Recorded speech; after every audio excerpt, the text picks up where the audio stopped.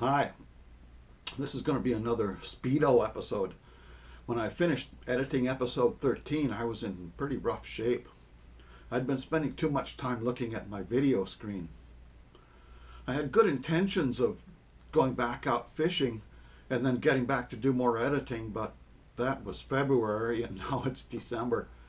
I've been filming all year and testing more goofy lures, and I just never sat down long enough to edit out any more episodes of the fabulous bass stravaganza. So fear not, you tubers out there in YouTube land. It's another episode. First, I'm going to go back to that very day when I finished out editing episode 13. I hadn't been fishing for 3 months, and there was a clear break in the weather the next day, and when I finished posting episode 13 to YouTube, I realized that if I hurried, I could load up and drive all night and maybe get out on the water at dawn the very next morning at fabulous N2 Lake.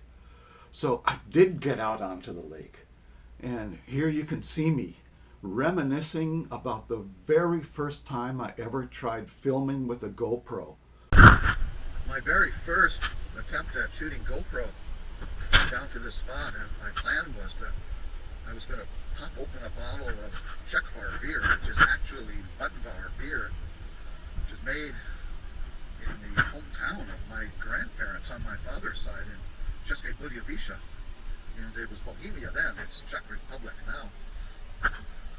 So I would have worked out too, the fish were here, and I was right ready to pop my bottle of Czechvar, and I could not get the camera to turn on. I tried, and I finally had to give up, and I never made a cast. I went back home, hours and hours back home, and taught myself how to turn the camera on. So my first attempt at GoPro fishing was a failure, but I did not give up. So now it seems like we're getting sidetracked again, but bear with me for a moment. If you remember, in previous episodes, I had proposed carving the heads of 4 great heroes up onto Mount Fishmore. And I had already selected the first 2, Grover Cox and Fred Arbogast. So by the time my second winter of filming came around, I'd started to work on homemade imitations of lures made famous by our 3rd hero, Lauri Rapala from Finland, whose head will also be carved up onto Mount Fishmore. More about him in future episodes. Anyway, I finished editing out episode 13, loaded up my car, drove all through the night, hoping to launch my pontoon in the dark and get out on my spot by dawn. But just before I got to the lake, the road collapsed under my Volvo, under the right rear wheel, fell into a sinkhole. And there was air under the tire, but the whole right rear of the car was sitting flat on the gravel of the logging road. So I had to get out, and it took me an hour to jack the car up and chisel away under there and fill that hole back in, and smashed my knuckle on my hand in the process. But anyway, here I am last February, the very morning after I finished out editing episode 13. Talking about my history of filming on that very same spot. And so I came back a year later, and a year or 2 years, I forget. Anyway, I wanted to replay that scene, and so I popped my bottle of Czechvar, and I proceeded live on video to catch a beauty steelhead on a homemade hand-carved lure. So that was an improvement, right? I'm using a homemade Rapala imitation. So we'll tip our bottle to the noble steelhead.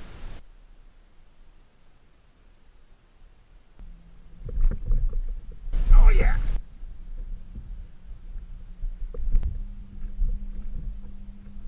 A little toast to Czechvar beer. And wild steelhead.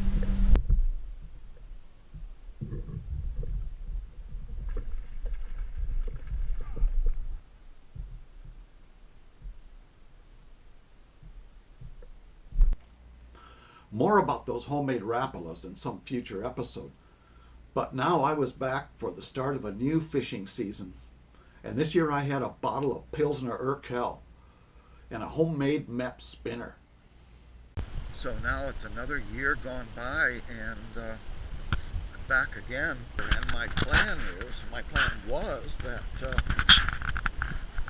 see, looking down there to see if there's any fish rolling. My plan was that I was going to pop open a bottle of Pilsner Urquell, which is made in Pilsen, in what was then Bohemia, what is now Czech Republic, and it's my grandparents' hometown on my mother's side. So I was going to pop open a bottle of the real original Pilsner and then proceed to catch a steelhead for the first time in my life on a homemade spinner. And it sounded like a grand plan, except I don't see a fish here anywhere today. I don't know if this is going to work out or not. I'm going to pop open that bottle of Urquell, even though it's just barely above freezing. I don't care. I gotta do it. This was my first trip of the year, and I was totally out of practice. You can see that I forgot to wipe the smear off my camera lens, so the video was ruined. Plus, I forgot to set the camera to wide angle, so I missed most of the action. I wasn't even on camera when I drank my toast. Here's a toast. Toast to Pilsen and to wild steelhead. I hope there's a few left. More important, when fishing this spot, I forgot to bring my net.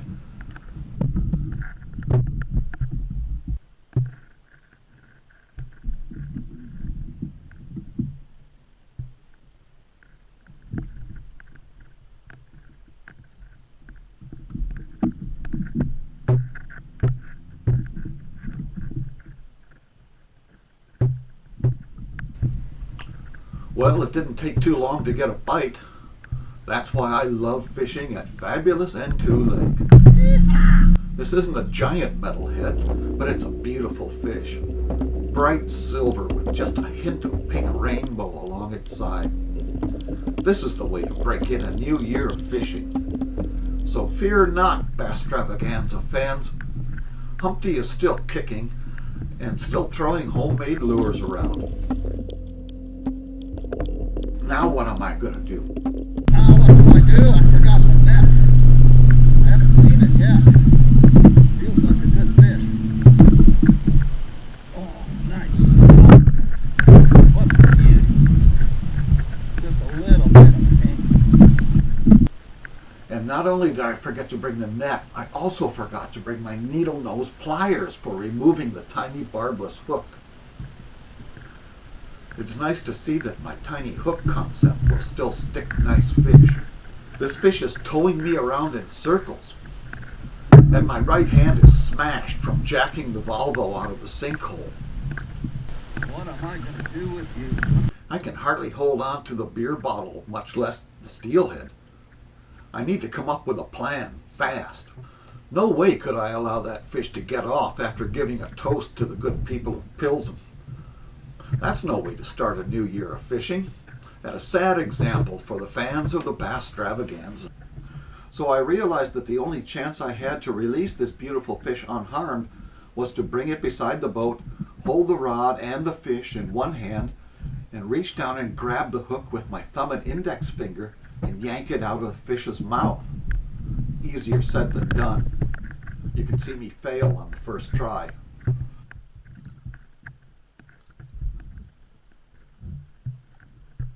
So I bring the fish around again, and this time it works. The little hook pops right out of the fish's mouth, and it swims away with a little more respect for flashy spinners and weirdos in pontoon boats and Pilsner Urquell.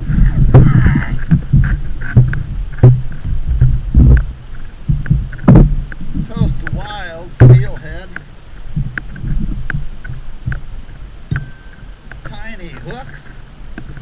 And Pilsen. And I end up squeezing so hard to pull the hook out that I have blood blisters on my thumb and index finger for the next week. I just wanted to post that video to let the millions of Bastravaganza fans know that Humpty is still alive and still catching fish on homemade lures. And I'll have to get around to editing out that homemade wrap stuff sometime, not to mention the homemade spinners. But first we have to go back to year one. If you remember, I was really disheartened because I'd invented some red hot topwater lures and then accidentally dropped them overboard and lost them all forever. Except for a few, so I eventually got over it and reworked the old cruddy ones into better ones and made a furious speedo attempt to recreate some of the greatness I had lost and get back out on the water to test them again. And I even got into a few more nice bass. So I'm going to race through and show some of Humpty's greatest hits from the remainder of that first season.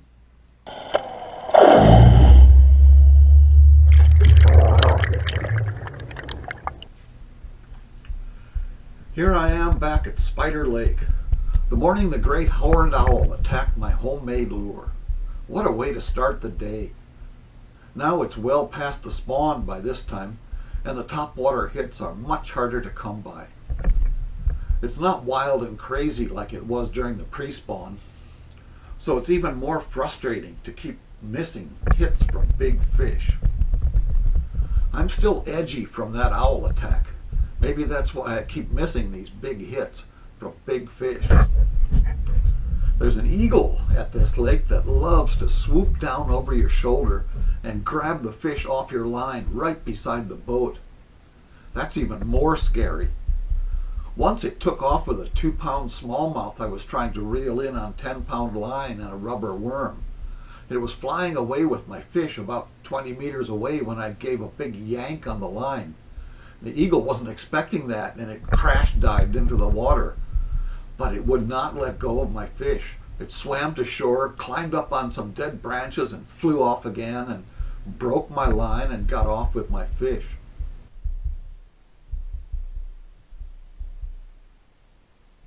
Quite often during the post-spawn, I'll get topwater hits very early in the morning and then never again, especially at Spider Lake. That's the way it is today. 5 big hits and nothing to show for it except soiled underpants from when the owl tried to scalp me.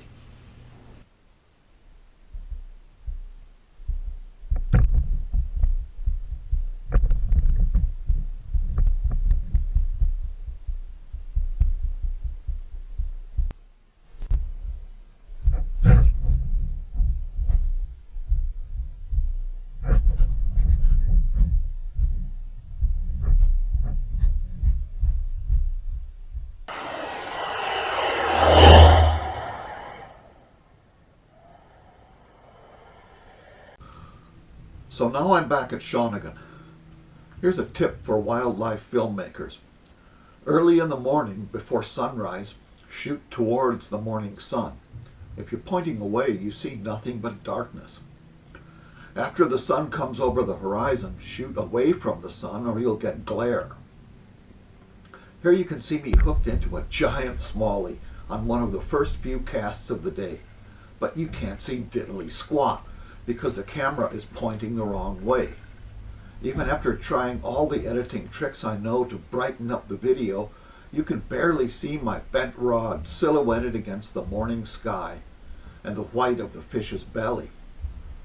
You can even see my homemade lure stuck in the fish's mouth. This was a big fish, over 19 inches, wasted for all posterity by the idiot cameraman. Still, it's always nice to start the day out with a topwater toad. Here's the proper way to do it.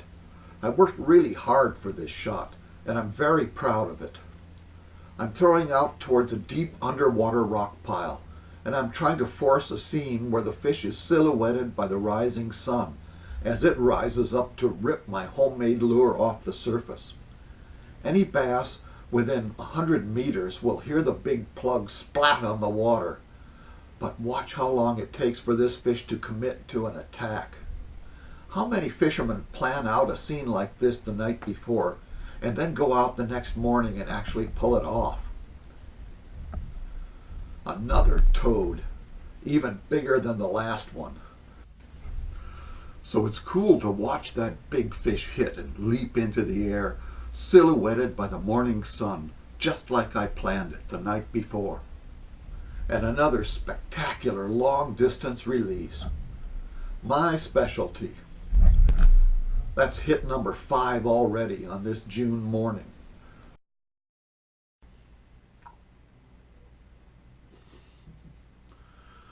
Now I'm going to interrupt the proceedings for a moment to talk about a couple of sidebar issues.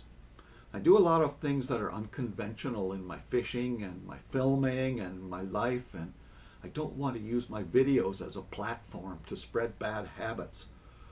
For instance, I just showed clips of me making a toast with Czech beer while I was out filming and fishing. This does not imply that I support the concept of getting drunk and going out boating. You're an idiot if you do that, and also a criminal. Don't go out in a boat if you're intoxicated. That was one beer for ceremonial purposes. If you're fool enough to do it, don't say it's okay because you saw Humpty drinking a toast on YouTube. You'll also notice in these old videos that I'm using a huge 8.5-foot salmon rod to throw these giant topwater lures out to enormous distances.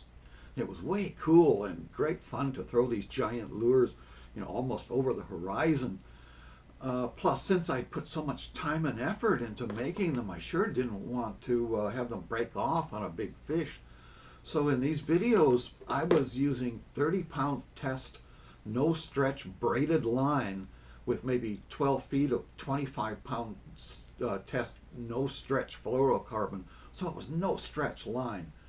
And one problem I found with that setup was that with a stiff rod and no stretch line, it was really hard to land big fish. Nylon line is like a rubber band, it has stretch in it. So when a fish leaps and shakes its head, there's still tension on the line. With no stretch line, there's slack as soon as the fish shakes its head. And with these big lures, it's really easy for that lure to shake loose. And if I ever get around to posting some of my newer videos, you'll see that over time I abandoned that concept of the ginormous rod. But there's another problem with this setup, and I want to talk about it now. If you're pulling back really hard with a huge rod, and this hook happens to pull loose out of the fish's mouth, and you're using heavy-duty, no-stretch line, these giant lures come shooting right back at you like they were shot out of a rifle. And sometimes they come shooting back right at your face. So if you're foolish enough to try to copy everything Humpty does on YouTube, you'd better be ready to defend yourself. I'm going to show you a little demo. Here's a typical topwater bass lure, a big floating Rapala. And here's what happens if it hits a bunch of beer cans.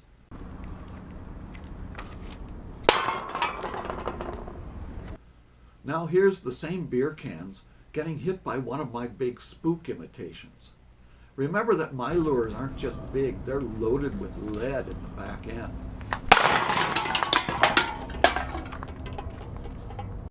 Here's another example. Imagine that this is the face of my idiot cameraman. Notice that the big Rapala bounces right off, no problem. Now here's one of my big perch lures. Ouch! You don't want that to happen to your face. Better to happen to my dimwit cameraman. He deserves it.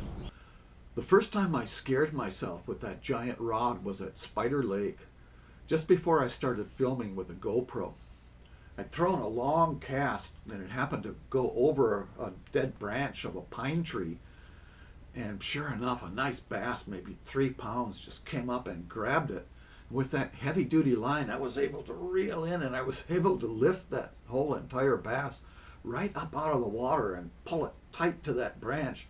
And I was pulling back as hard as I could, and the bass, you can imagine, he wasn't exactly happy with that situation, and he was head shaking like a maniac. And all of a sudden, the hook pulled loose, and this giant lure came flying right at my left eye, while that rod was in that line, 30-pound line, was just loaded up to the maximum. And all of a sudden, I'll never forget it, this giant lure was flying right at my eye. And lucky for me, it happened at long range. And I barely had time to put up my left hand and deflect it, just like a hockey goalie making a save. Fraction of a second slower, and I might have only one eye right now.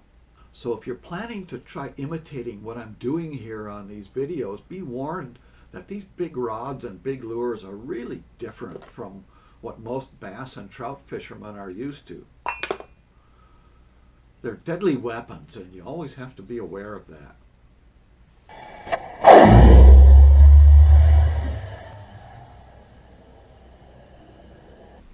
So now back to the action. I know that lure got bit, so it's time to test out another one, a great big perch imitation. Now let's get back to business. First, I miss another big hit. That's number 6 this morning. This will happen anytime you fish top water, but especially if you're fishing with a huge lure and a single triple hook. You can see that the idiot cameraman had mounted the GoPro on the bow, so it's pointing back towards the places I've already been instead of forward towards the place I'm casting to. That's what happens when you hire an artiste instead of a technician. He's clueless about fishing, and he secretly wants to see me fail.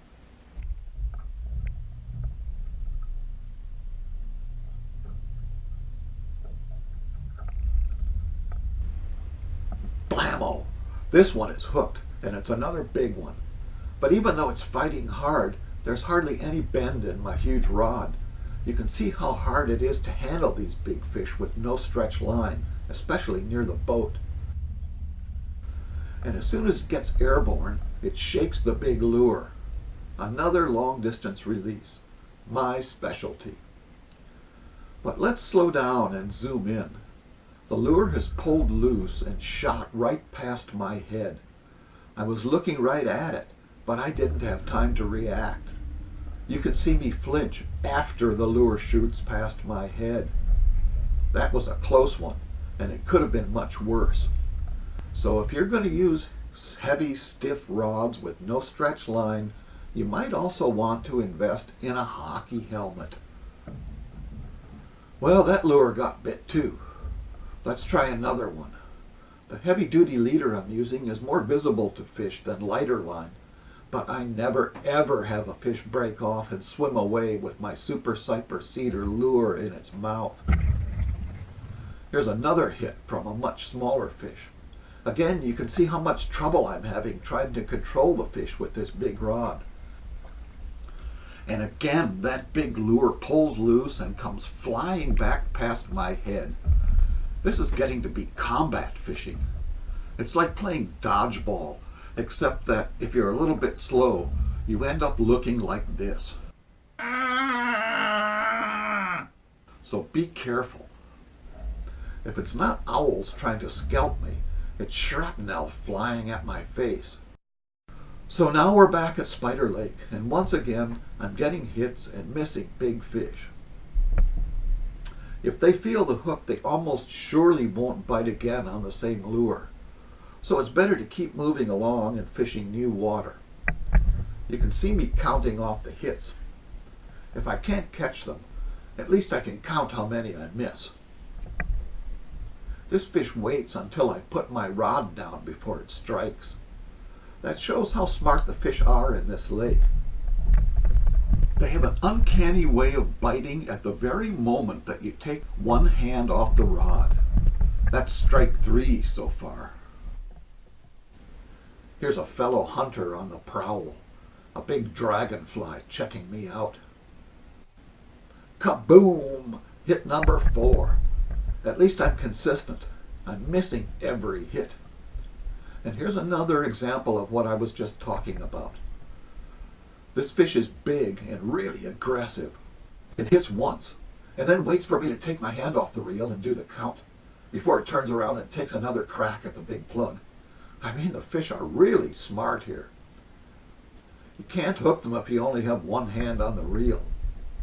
Then it comes back and makes a third charge. And for a fraction of a moment, the hook sticks while I'm yanking on it with that big rod. Then the hook pulls loose and the plug comes flying past my face, nearly at the speed of light. Look how far away the strike is. I used my editing program to measure the time it took for that lure to travel from the fish to my face. It was about 3/4 of a second. It's moving so fast that it's just a blur on the film as it shoots past my ear. If you don't have reflexes quick enough to defend yourself in less than 3/4 of a second, you should either wear a hockey helmet or switch to another style of fishing. Because if that lure hits you, you're going to be the one with the hook stuck in your face. And you're going to be the one doing the funky chicken and writhing in pain. The most effective bass lure ever invented is the rubber worm. That's what got me started using Alumisol in the first place. The first thing I ever used it for was to make my own rubber worms. More about that in some future show. Suffice it to say that after I gave up on the topwater bite that morning, I put a homemade rubber worm on my second rod and fished over some of the same spots where I'd gotten those surface hits earlier. And this is the very same spot where I got the first hit. Smallmouth bass are primarily bottom-feeding fish. God's perfect design of a crayfish-eating machine. Coaxing them into biting on the surface is really hard. You'll almost always catch more bass fishing deeper. Beauty from Spider Lake on a homemade rubber worm. Homemade rubber worm on the $9 rod, $9.99 rod. This one hit on the topwater plug earlier. Missed. Didn't miss with the rubber worm. That's a beauty. Notice the ultralight rod that I bought for $10 from the discount bin at the Harbor Chandler a few blocks away from home. This rod is going to become a superstar on future episodes of the Bass Stravaganza. Now let's take a quick trip to the Okanagan River, just upstream from Osuyus Lake. I'm back to throwing homemade topwater plugs again, trying to fool a giant. This water might contain the biggest smallmouth bass in BC, and maybe in the world. But they're really finicky, and it's a challenge to fool them on top water. Watch how long it takes to convince this fish to attack. I've already given up on this cast, and I'm turning the boat around when it hits, and then hits again. It's just a wee lad, but it has an airborne attitude. Someday I hope to catch my biggest topwater smallie ever around here, but not today. Huge smallmouth and largemouth will sometimes come up out of the lake and hang in the cool waters of the river, which is really just a straight dredged irrigation channel here. Big rainbow trout from Osuyus Lake will move up and down through this channel too at times. I once caught one on a spinner just upstream from here that must have been 6 or 7 pounds.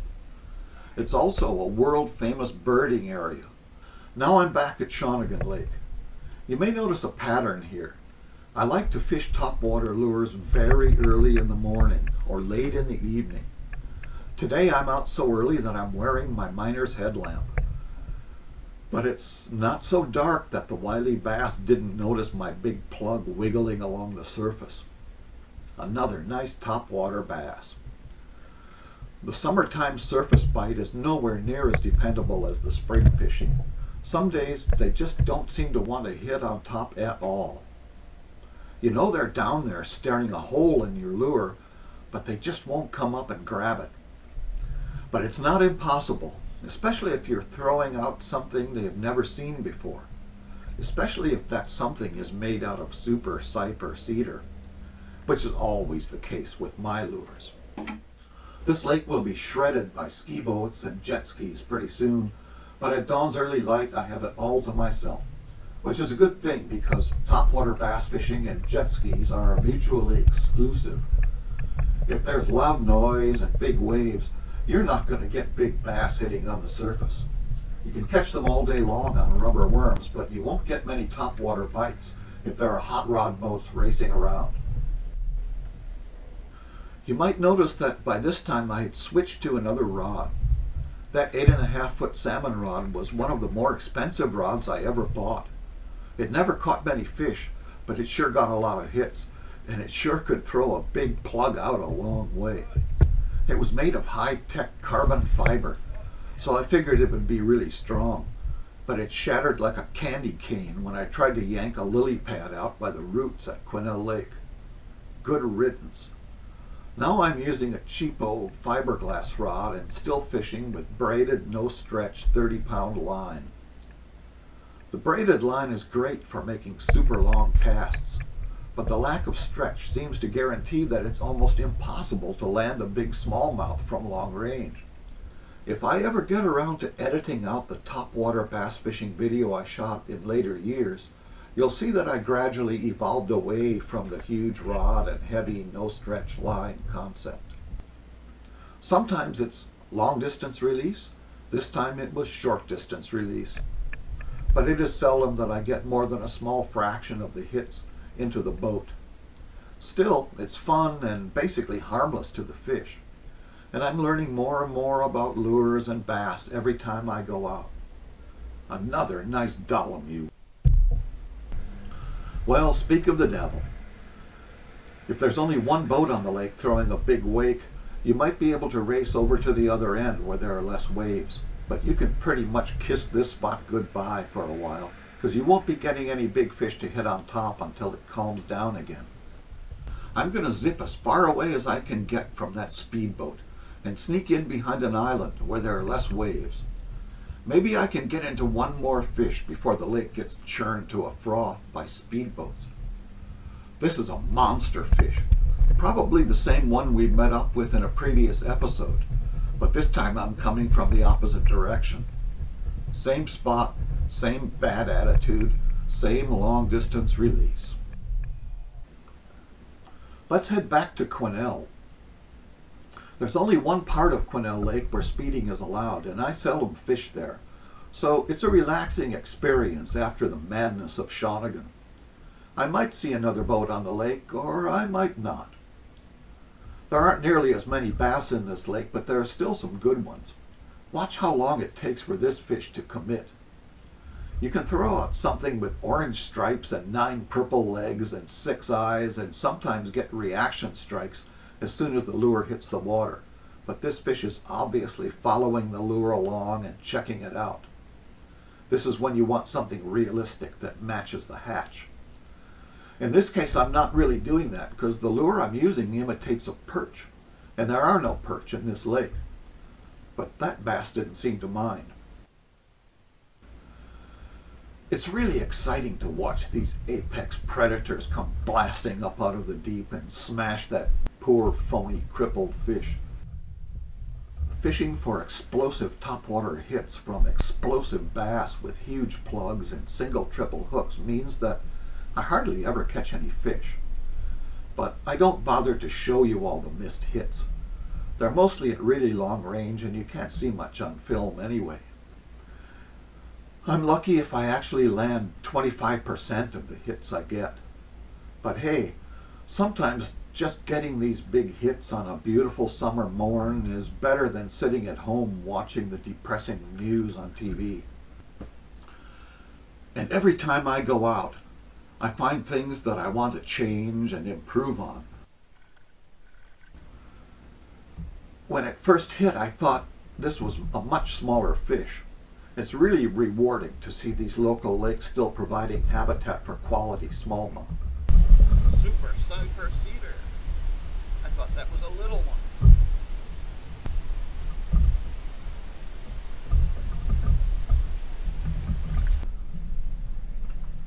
Here's another summer morning at Quesnel.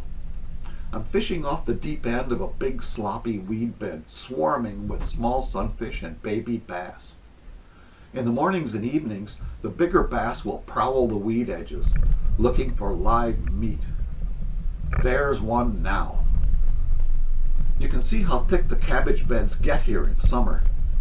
If you hook a big trout near this spot, which can happen, it will immediately head out towards deeper water, being a trout. But if you hook a big bass here, Being a bass, it will immediately try to dive into the thickest pile of slop it can find. You don't just have to reel in an angry bass, you have to reel in a good chunk of freshwater kelp forest along with it. So, back to the action. This fish is plowing the bottom. Is it thinking about planting corn down there? It's a pretty even battle. A log loader rod with 30-pound line versus a really angry smallmouth tangled up in 30 pounds of cabbage weed. I've lost a few giant fish off this spot in the days of yore, and I'm hoping this might be one of them.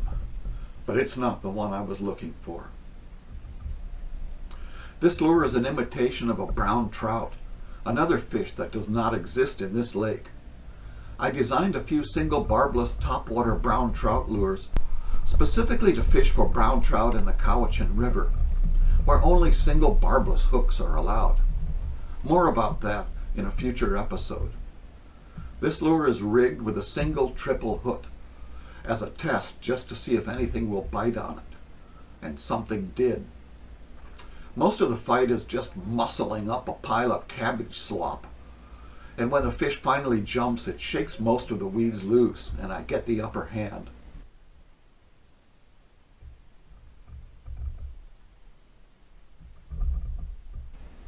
Time to pose for the Bastravaganza.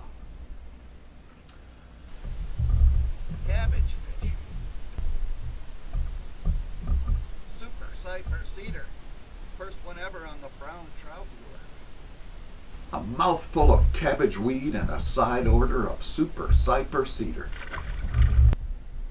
Even though I have a shorter rod now, you can see that I still throw these big lures a long way with a braided line. Sometimes that lure will get smashed the instant it hits the water.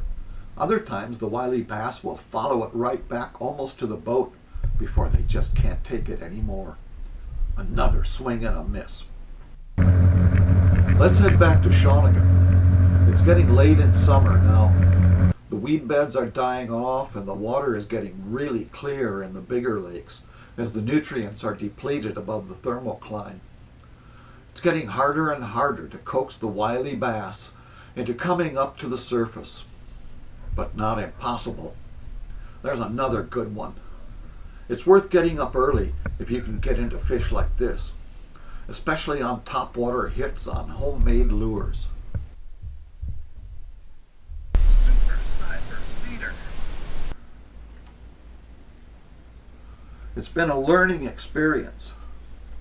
Not just about lures, but also about rods and line and fish and lake ecology, and most of all about filming with a GoPro. I learned that GoPros have a mind of their own, and so do idiot cameramen. And both of them automatically have a nervous breakdown whenever you hook into a really big fish. I didn't break the world record for smallmouth or even come halfway close, but I had a good time and got into some quality fish along the way.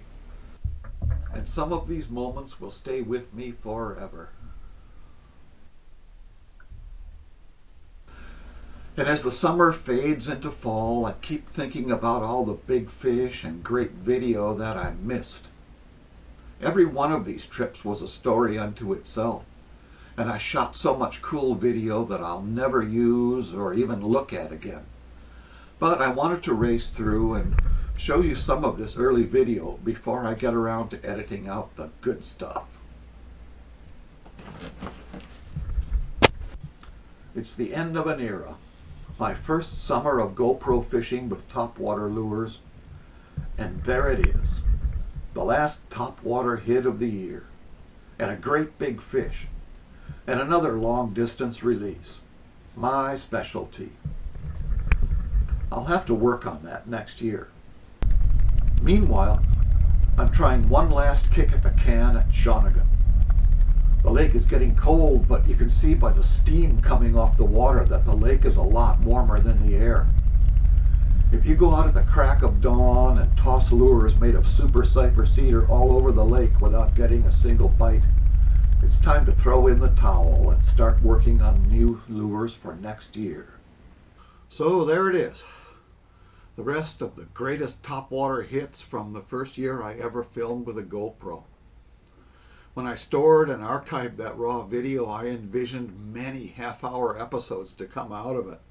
There's so much I left out, but now I just want to race through it and show some of the highlights, because I know that if I don't do it now, I never will. It's been a year now since I started posting the first episodes. I wanted to see if I could do it, and I did it. I wanted to see if the stuff would be allowed to stay up and running on the internet, and it did. At least I think so. I hardly ever go back to look at my own postings that I put up on the internet. I know that at the end of the last episode I promised that I would actually venture onto YouTube and locate the questions or comments that were posted there, but I never did. Yet. I still have no idea if anybody else loved or hated it or had issues with it or wanted to sue me. I got some supportive emails from people I never met who had viewed my posts.